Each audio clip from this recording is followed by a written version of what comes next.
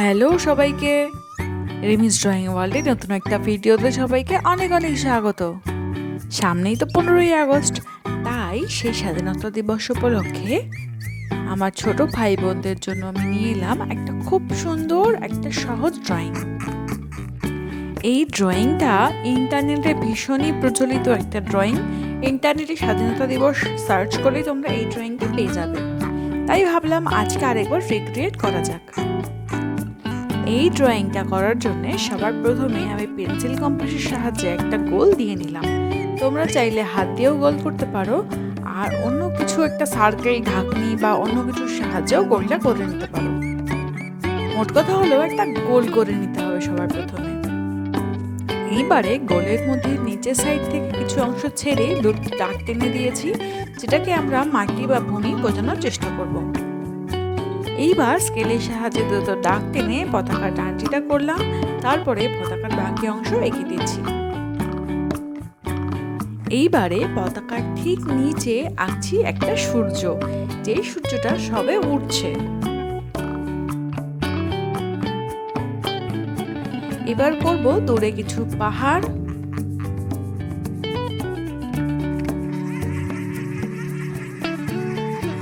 আর করছি কিছু পাখি, যেই পাখিগুলো স্বাধীনতা দিবসে স্বাধীনতার আনন্দে আকাশে উড়ে বেড়াচ্ছে। এইবারে নিচে মাটির উপরে করছি কিছু ঝোপঝাড়, মানে শস্য শ্যামলা আমাদের ভারতভূমি।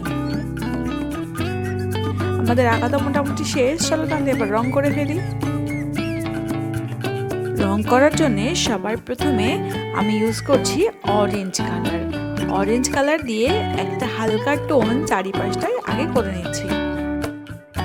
যেহেতু সবে সূর্যটা উঠছে, তাই আকাশটা অনেক ব্রাইট, অনেক লালচে। এইবারে সেই অরেঞ্জ কালারের সঙ্গে মেশাচ্ছি ক্রোম ইয়েলো। এইবারে সবশেষে লেমন ইয়েলো দিয়ে বাকি অরেঞ্জ আর ক্রোম ইয়েলোটা মিশিয়ে দেব। সবশেষে লাগাচ্ছি অল্প একটু রেড।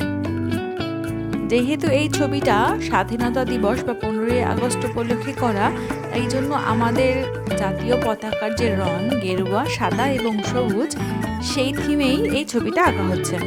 দেখো আকাশের যে রংটা আমরা করেছি সেটা যেমন গেরুয়া রঙের হলো না। এইবারে সূর্যের রঙের জন্য ব্যবহার করছি অরেঞ্জ, ক্রোম ইয়েলো আর লেমন ইয়েলো। এইবারে আমরা পাহাড়ের রংটা এমনভাবে করব যেন মনে হয় গেরুয়া আকাশের রংটা করেছি। এবার সাদা রংটা যেন মাঝখানে সুন্দরভাবে বোঝা যায়, তাহলেই তো বোঝা যাবে আমাদের 3 রঙের ভারতভূমি কতটা সুন্দর। পাহাড়ের রং করার জন্য অ্যাশ কালারটাকে খুব হালকা হাতে সমস্ত জায়গায় স্প্রেড করে নিয়েছি। এইবারে আকাশি রং দিয়ে যেই জায়গাগুলো উপরের অংশ, মানে একটু বরফ জমে থাকতে পারে, সেই সব জায়গাগুলোকে খুবই হালকা হাতে আরেকবার একটু টোন দিয়ে নিচ্ছি। এরপরে কোবাল্ট ব্লু রং দিয়ে এর উপরে আরেকটা টোনও দেব। যেমনভাবে আকাশি রংটা লাগিয়েছি ঠিক তেমনভাবে খুবই অল্প করে হালকা হাতে এই কোবাল্ট ব্লু রংটা করছি।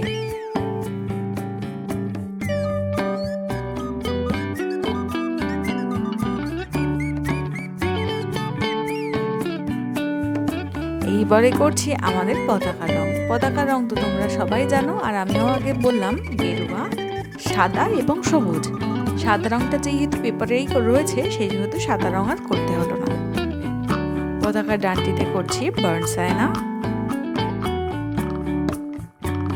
এইবারে সবার নিচে যে মাটিটা আমরা এঁকেছি, সেই মাটিটা আগে লেমন ইয়েলো দিয়ে একটুখানি জায়গা করে নিচ্ছি। তারপরে হালকা সবুজ রং দিয়ে লেমন ইয়েলোটাকে মিশিয়ে দেব।